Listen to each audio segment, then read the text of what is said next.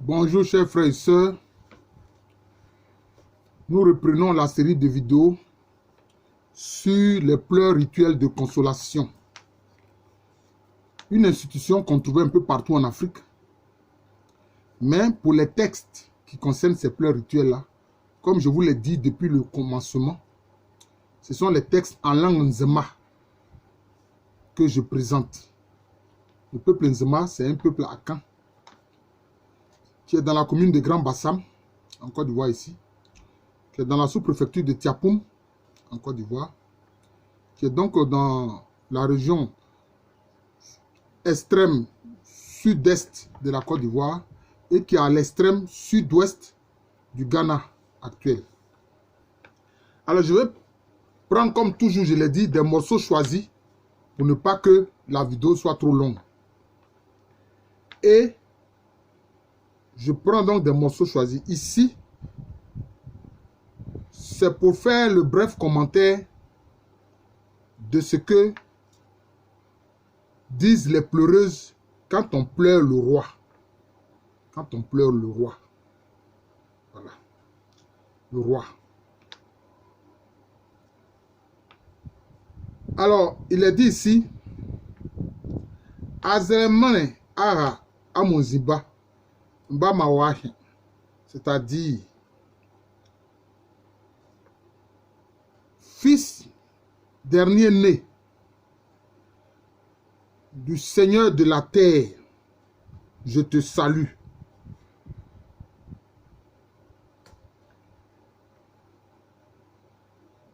Edukponi edudu, yema anomai ebo ascendé. Cela veut dire que c'est comme si l'arbre s'est penché, l'arbre est tombé et les oiseaux se sont dispersés.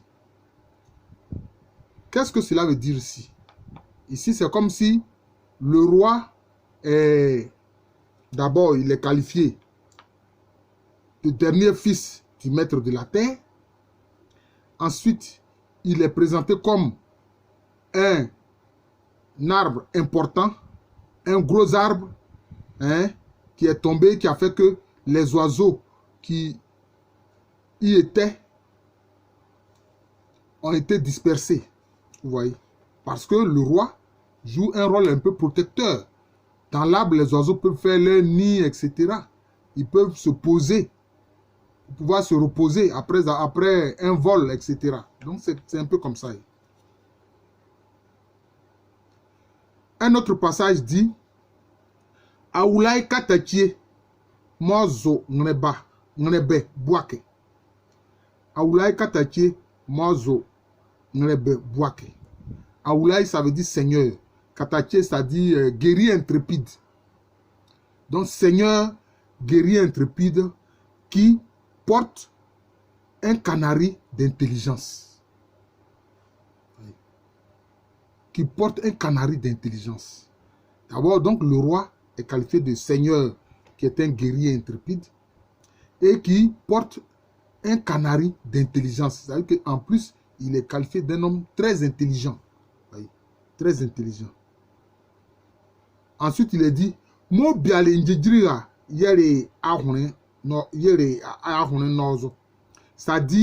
il est dit ici que le roi a pu laver une fourmi la nuit et a ôté le cœur de cette fourmi-là. Mais vous voyez ici qu'on lui attribue vraiment des pouvoirs pas possibles. C'est-à-dire, en fait, c'est pour montrer qu'il est très intelligent, il a une puissance. Comment il peut laver une fourmi dans la nuit noire et puis pouvoir enlever le cœur de cette fourmi-là dans la nuit noire? C'est ce qui est dit du roi. Elles ont quoi t'es mort diale eranezoa et on vendit. Il est dit ici, le gros éléphant qui a marché sur le piège, mais le piège n'a pas pris. Vous voyez? Donc, le roi aussi est qualifié de gros éléphant. D'ailleurs, c'est un des titres du roi chez beaucoup de peuples akans. Le roi, l'éléphant, le gros éléphant, est symbole de royauté, est symbole du roi. C'est comme ça. Chez les Zoulous même, on voit cela. Eux aussi. Le grand éléphant est symbole du roi. Chez les Akans aussi, c'est pareil, comme on le voit ici dans le test, concernant ce test pour pleurer le roi chez les Nzima. Vous voyez? C'est ça. Le gros éléphant qui marche sur le piège et le piège ne prend pas. Voilà. Azeremene, Kakanyilika Do. Bon, Azeremene, ça dit maître de la terre. Kakanyilika, ça dit qui est puissant.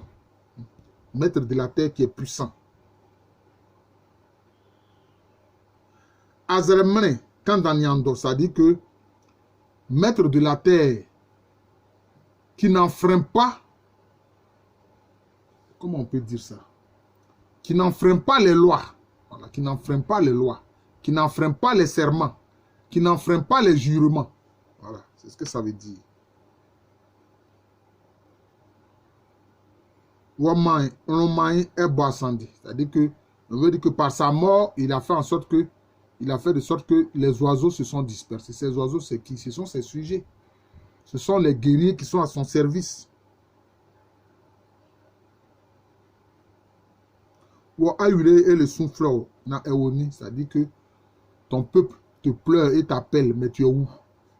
Donc voilà ce qui est dit ici du roi. Comment on pleure le roi quand il meurt chez les Nzima.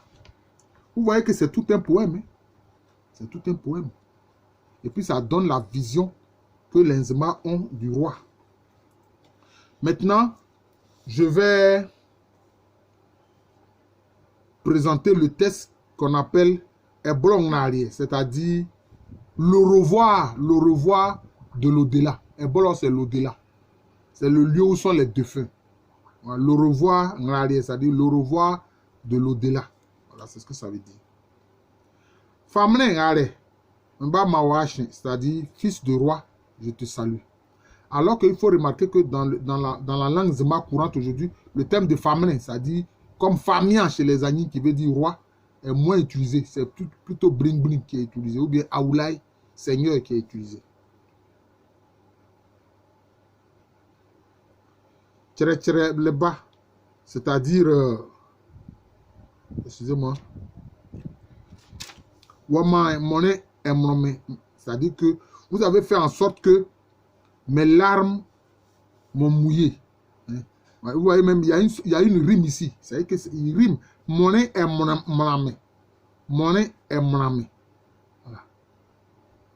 Comme quelquefois si on dit mrimla, c'est-à-dire qu'il est perdu totalement. Mais mrimla, c'est une sorte de rime. Vous voyez comme nos langues sont très riches.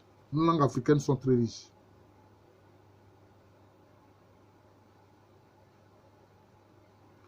Il est dit aussi, et toi donner edia nokon me base zéro. C'est-à-dire que même si tu as voyagé, je vais te parler. Je vais te parler. Et bon, c'est-à-dire que, comment on peut dire ça? Je peux dire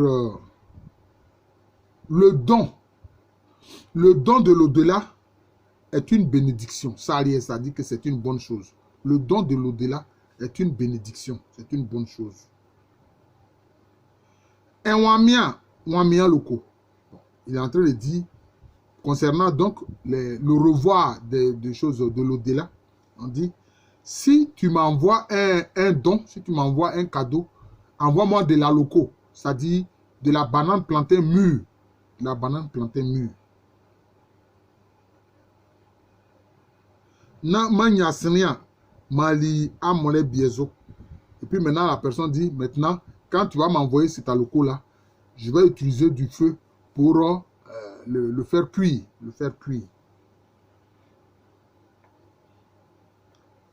Et on dit ici, mais ahounenyema, mais nzupa.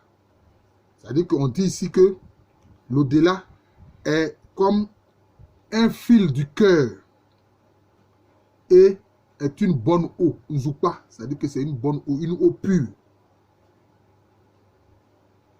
Azure ne mort malade ronia benyanengwane, c'est-à-dire cette eau que quand les gens ont bu, ils ont eu la vie, hein, ils ont eu la santé.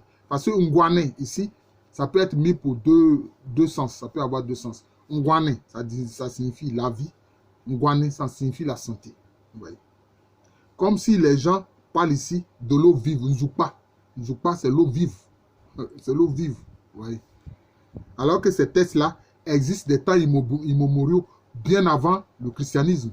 Nzoupa, c'est-à-dire l'eau vive. Et quand on la boit, eh bien, on a la santé, on a la vie. Vous voyez. Donc, c'est un peu ça, l'au-delà. Le message de l'au-delà. Un blanc en arrière. Le message de l'au-delà.